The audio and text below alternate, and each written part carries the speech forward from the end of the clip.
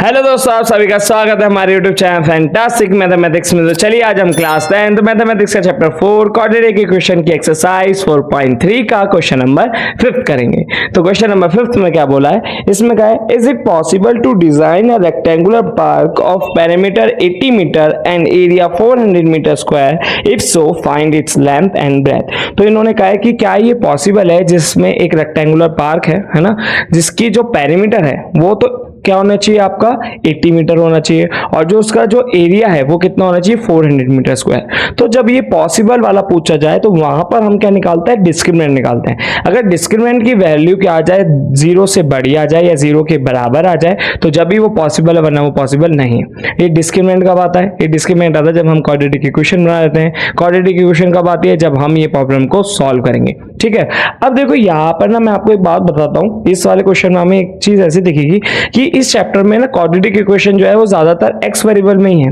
पर आपकी जो क्वाड्रेटिक इक्वेशन है वो ए वेरिएबल में भी हो सकती है, बी में भी हो सकती है, पेपर में के में भी दे सकते हैं, जेड में भी दे सकते हैं। इवन मैं अगर किसी का नाम लूं जैसे चिंटू, तो चिंटू स्क्वायर फिर प्लस चिंटू, जैसे 3 चिंटू स्क्वायर फिर प्लस 5 चिंटू प्लस कोई नंबर दे रखा है इज इक्वल टू 0 दे रखा है, तो वहां पर आप चिंटू की भी वैल्यू निकाल सकते हो।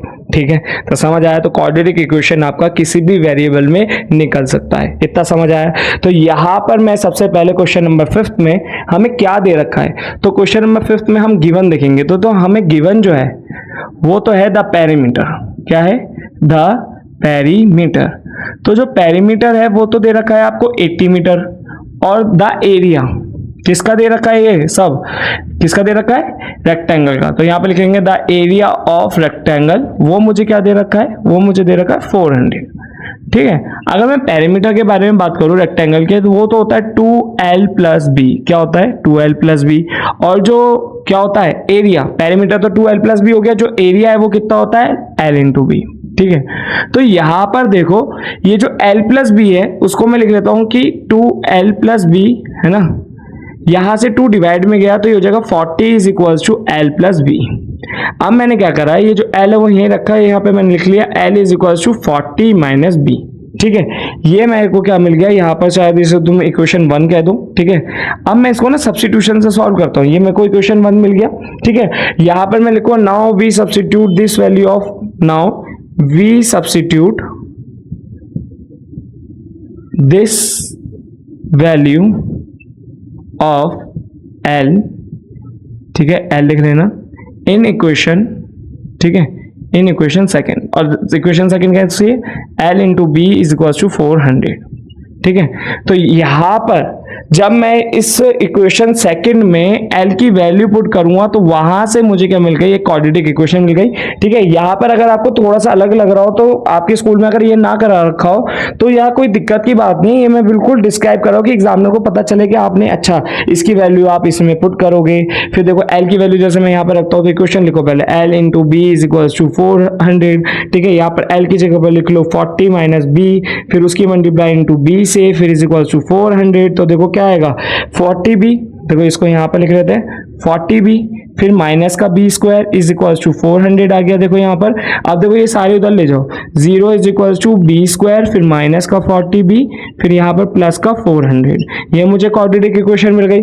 अब इस क्वाड्रेटिक इक्वेशन के रूट्स निकलेंगे या नहीं निकलेंगे वो मुझे कौन बताएगा, वो मुझे बताएगा डिस्क्रिमिनेंट। तो यहाँ पर मैं डी जो लिखूंगा वो क्या लिखूंगा, बी स्क्वायर माइनस 4ac, ये इसका फॉर्मूला होता है। ठीक है, अब ये जो बी ए सी है वो कहां से आता है, जब मैं इस क्वाड्रेटिक इक्वेशन को, देखो ये बी वेरिएबल में आगे नहीं, आगे जो क्वाड्रेटिक इक्वेशन है, अब इस क्वाड्रेटिक इक्वेशन में जब मैं इसे कंपेयर करूंगा ए एक्स स्क्वायर, ठीक है, फिर प्लस का बी एक्स, फिर प्लस का सी इज इक्वल टू 0, तो यहां पर ये जो a है मतलब एक्स स्क्वायर, जो स्क्वायर वाली टर्म से जो मल्टीप्लाई होता है नंबर, वो a माना जाता है। तो जैसे बी स्क्वायर है और ये एक्स स्क्वायर है, इसे एक ही मानना। ठीक है, तो स्क्वायर वाली टर्म है दोनों, इन दोनों यहाँ पर तो a मल्टीप्लाई हो रहा है, पर यहाँ पे कुछ नहीं है, तो a की वैल्यू मुझे मिल गई यहाँ पर 1। ठीक है, फिर यहां पर देखो b अकेला है, यहां पर x अकेला है, तो b से मल्टीप्लाई क्या है, मतलब x से मल्टीप्लाई क्या है, यहाँ पे b है ना, ये यहां पर नंबर होता है, तो यहाँ पर जो b की वैल्यू है जो यहां लिखोगे वो क्या आएगा, माइनस का 40। ठीक है, और जो ये आकर मतलब खाली नंबर होता है इसको मानते हैं c, तो c की वैल्यू कितनी आ गई 400, उसको मुझे रखना है यहाँ पर, तो b की जगह पर कितना आएगा, माइनस 40 का स्क्वायर। ठीक है, फिर माइनस यहाँ पर देखो 4 इंटू ए की जगह पर लिखोगे 1, फिर सी की जगह पर आ जाएगा मेरा 400। तो यहाँ पर देखो कितना आएगा, ये हो जाएगा 1600, फिर माइनस का 4 4 था 1600, ठीक है। तो वैल्यू देखो 0 आ गई। तो डिस्क्रिमिनेंट की वैल्यू जब 0 के बराबर आ जाए तो यहाँ पर मुझे मिलेंगे 2 इक्वल रूट्स। क्या मिलेंगे? 2 इक्वल रूट्स, ठीक है। रियल तो होंगे ही वो, ठीक है। अब यहाँ पर जब ये पता चल गया कि 2 इक्वल रूट्स मिलेंगे तो निकालो। तो जब 2 इक्वल रूट्स मिलेंगे तो निकालते हैं हम उसको बाय क्वाड्रेटिक फॉर्मूला।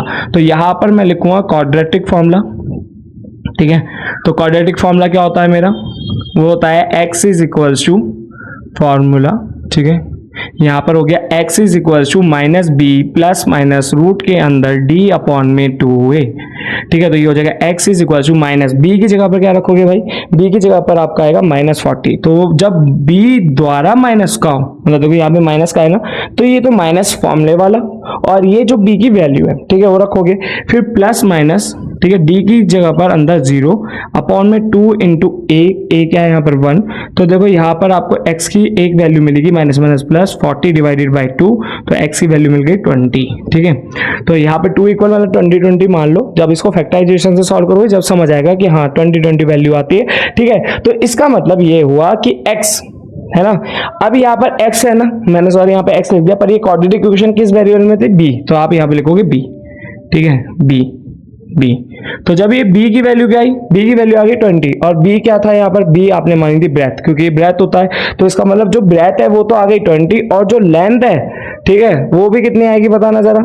वो भी आएगी आपकी 20, ठीक है। जब ब्रेथ और लेंथ आई तो 20 20 आएगी, ठीक है। यहाँ पर लेंथ और ब्रेथ का तो यहाँ पर रख लो। चलो क्या दे रखा है? इक्वेशन ही वाली है, कौन सी? ये है ना, ये वाली इक्वेशन में L is equal to 40 minus B. B की जगह पे क्या रखोगे? 20। तो देखो लेंथ भी क्या आ गई? 20, ठीक है, करके भी दिखा दिया। तो यहाँ पर हमारा ये वाला चैप्टर जो है क्वाड्रेटिक इक्वेशन वो हो जाता है सॉल्व, ठीक है, और क्वेश्चन नंबर 5 भी हो जाता है सॉल्व। तो ये चैप्टर में हमने क्या क्या पढ़ा वो भी देख लेते हैं। इस चैप्टर में हमने फैक्टराइजेशन पढ़ा। फैक्टराइजेशन मतलब मिडिल टर्म स्प्लिटिंग, ठीक है। क्वाड्रेटिक इक्वेशन को हमने वर्ड प्रॉब्लम से करना सीखा। देखो वर्ड प्रॉब्लम पे बहुत ज्यादा ध्यान देना, ठीक है, क्योंकि वर्ड प्रॉब्लम से ही क्वाड्रेटिक इक्वेशन के ऐसी तो पर उसके देंगे नहीं, ये क्वाड्रेटिक इक्वेशन, चलो भाई क्वाड्रेटिक फॉर्मूला लगा दो, डिस्क्रिमिनेंट लगा दो, नहीं, वो आपको ऐसी सिचुएशंस देंगे जहां पर आपको क्वाड्रेटिक इक्वेशन बनानी पड़ेगी। फिर उसके बाद देखना पड़ेगा कि वो वैल्यू मतलब रूट्स निकलेंगे या नहीं निकलेंगे, मतलब डिस्क्रिमिनेंट निकालना पड़ेगा। उसके बाद क्वाड्रेटिक फॉर्मूला लगाने पड़ेगा, फिर उसके बाद ही आप वैल्यू निकाल पाओगे। फिर उसमें से भी चेक करना है कि कौन सी वैल्यू लेनी है और कौन सी वैल्यू नहीं लेनी है। तो यहां पर हमने क्या क्या पढ़ा? मैंने बताया ना, फैक्टराइजेशन से पढ़ लिया, फिर उसके बाद क्वाड्रेटिक फॉर्मूला पढ़ लिया, फिर डिस्क्रिमिनेंट पढ़ लिया। इसी के साथ ये वाला चैप्टर में बस यही है, और इस चैप्टर में कोई और कुछ नहीं है। बस अगर आप वर्ड प्रॉब्लम पे अपनी पकड़ लेते हैं तो ये चैप्टर आपका बिल्कुल क्रिस्टल क्लियर हो गया। तो इसी के साथ आपको हमारी वीडियो समझ आई होगी। अगर आपको हमारी वीडियो समझ आए तो प्लीज हमारी वीडियो को लाइक करें, हमारे चैनल को सब्सक्राइब करें, अपने दोस्तों को जरूर शेयर करें, और अगर आपको कोई डाउट हो तो प्लीज कमेंट करके बताएं। Thanks for watching.